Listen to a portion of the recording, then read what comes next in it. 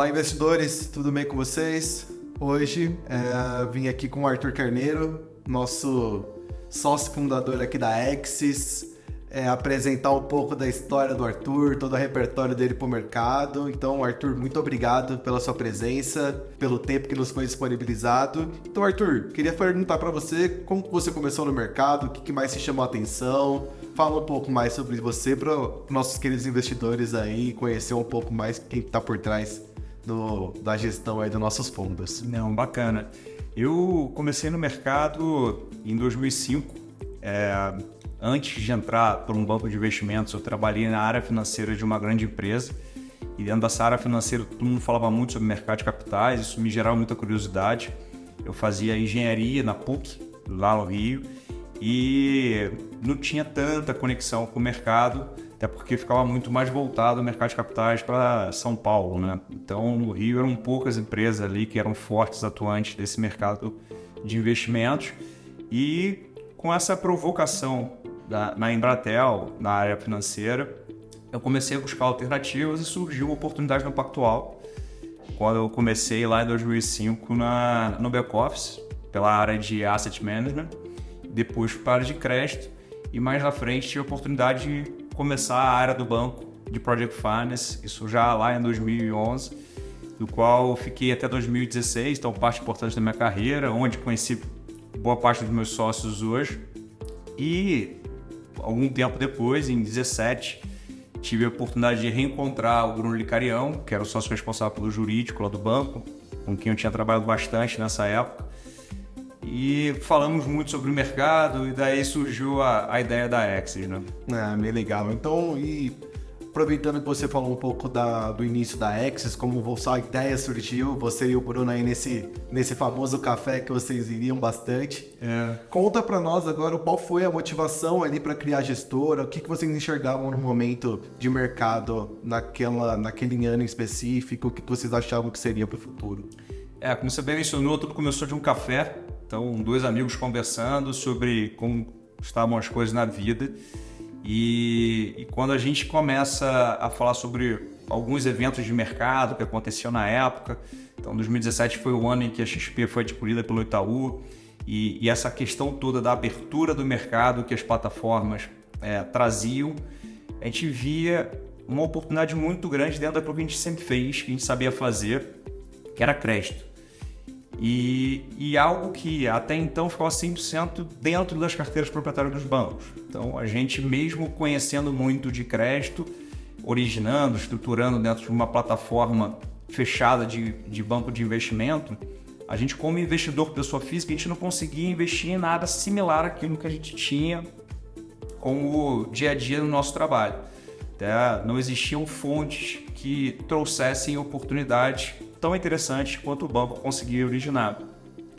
E a gente via ali um caminho muito bacana para poder seguir o mercado de capitais, absorvendo essa oportunidade em que os bancos já eram consolidados há muito tempo, o mercado era super consolidado aqui no Brasil, e fazendo algo que já era bastante importante e crescente lá fora. Então, os Estados Unidos já tinham um crescimento importante do crédito privado, né, das operações diretamente realizadas junto às empresas, e a gente via que aqui no Brasil tinha um espaço bem amplo para isso acontecer, principalmente com a abertura de mercado, novas gestoras e investidores com acesso a diferentes tipos de papéis.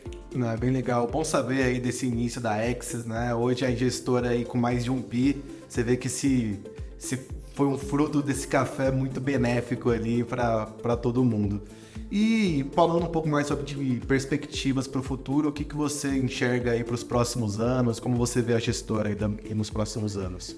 A gente enxerga a continuidade disso, né? Então, quando a gente começou a Axis, era uma casa de DCM. O primeiro ponto que a gente quis atacar foi a originação de oportunidades, a estruturação de bons papéis, e muito pouco tempo depois, vários dos nossos investidores provocaram para que a gente verticalizasse, seguisse dentro da cadeia do crédito, fazendo o pós, né? Então, você tem uma estrutura bem amarrada, bem pensada, é algo muito importante para o sucesso do crédito, só que o acompanhamento do crédito também é algo muito relevante. Então, por isso a gente monta a gestora mais à frente, para que a gente pudesse, assim, não só achar boas oportunidades, pensar na melhor solução de como elas ficariam ali bem amarradas em termos de estrutura, de garantia, uma solução bem pensada também para o empreendedor, que se encaixe dentro das necessidades dele, mas também a gente pudesse acompanhar e conviver com as mudanças que ocorrem naturalmente no dia a dia. Então, o mercado é muito volátil, num país subdesenvolvido como nós somos, é mais ainda. Então, você tem sempre eventos que mexem ali com o dia a dia da empresa e você precisa de uma gestão ativa que entenda aquilo e busque soluções. Então, a gestora veio com essa intenção da gente ter o acompanhamento dessas oportunidades que a gente originou e eu acho que isso vem sendo muito bem feito. A ideia é que a gente cresça, porque o princípio que a gente trouxe originalmente era, uma vez que a gente tem uma oportunidade do empreendedor, ele precisa que alguém supra aquela necessidade dele via uma estrutura de capitais. E quem tem esse capital em montante suficiente e condições adequadas para que ele possa desenvolver o empreendimento dele, o novo projeto, consegue condições muito interessantes porque traz aquela solução, né? Então é mais do que só um capital, mas é um capital que soluciona um problema que ele possui. E obviamente, quando você tem um poder de fazer investimentos superiores, mais relevantes, certamente você consegue trazer projetos que são de uma magnitude bastante relevante também.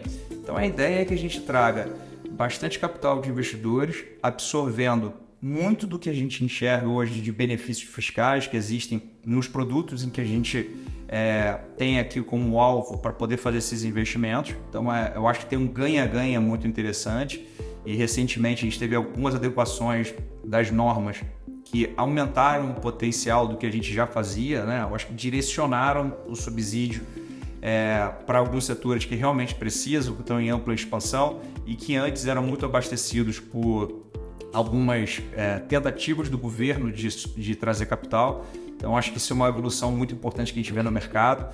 Se antes o mundo imobiliário vivia quase 100% do funding de poupança, hoje você começa a ter bastante empreendimento voltado para a solução de mercado de capitais via CRIs. Se antes o Plano Safra era a principal alternativa de crédito para os produtores rurais e muito do funding via capital de giro, das revendas, o advento do CRA e dos FIAGROS começa a trazer uma alternativa interessante.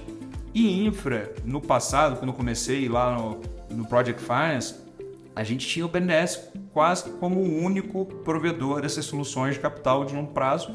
E já naquela época o mercado de capitais vinha evoluindo e eu vejo aí hoje o mercado muito mais maduro para fazer projetos que talvez nem precisem desse dinheiro subsidiado na ponta. Então, eu acho que essa isenção, nesse momento, para esses setores, ela tem um direcionamento muito importante porque tira a necessidade de dinheiros subsidiados do governo e traz o mercado de capitais via um estímulo, né, do não pagamento de imposto, para ir suprindo, entendendo esse risco e fomentando o crescimento de casos como nós.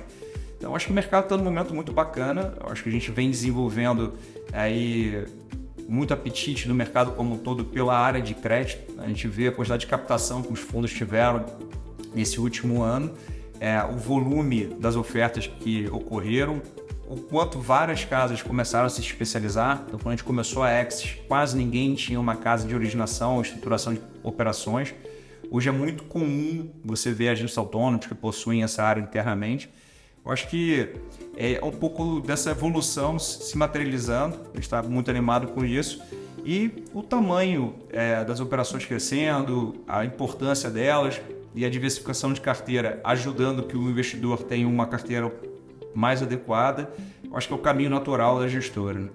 Bem legal, muito obrigado pela sua explicação, acho que foi uma explicação bem completa, acho que deu para todos os nossos investidores ali aprender um pouco aí como funciona a cabeça do gestor aí dos fundos Axis. Então, Arthur, muito obrigado pelo seu tempo, pela sua atenção e a gente se vê numa próxima aí em frente às câmeras, dado que a gente está aqui todo dia junto.